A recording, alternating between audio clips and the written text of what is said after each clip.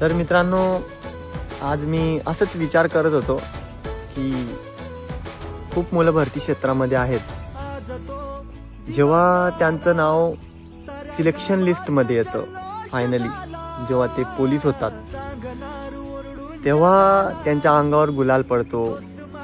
त्यांचे आई वडील किती खुश होतात. गाव कसं, म्हणजे तो माहोलच वेगळा असतो नाही का. पण आणायचं आहे भावांनो, एक दिवस आपल्याला पण असा दिवस आणायचा आहे की आपल्या पण अंगावर गुलाल पडला पाहिजे.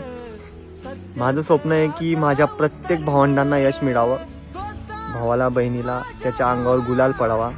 बहिणींना तर एकच सांगतो की हळद लागायच्या आधी तुम्ही तुमच्या अंगावर गुलाल पाडण्याची घमेंड ठेवा, बस, बाकी काहीच नाही.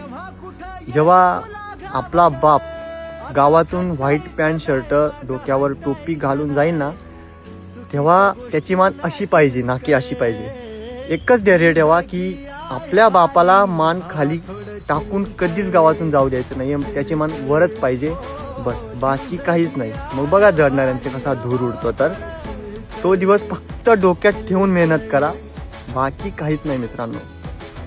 भरती क्षेत्र माहिती आहे खूप कठीण आहे. कोणाला यश लवकर मिळतं, कोणाला खूप स्ट्रगल करावा लागतो. खूपच वय जाता पोरांचे, पण करा मित्रांनो, मनापासून तयारी करा.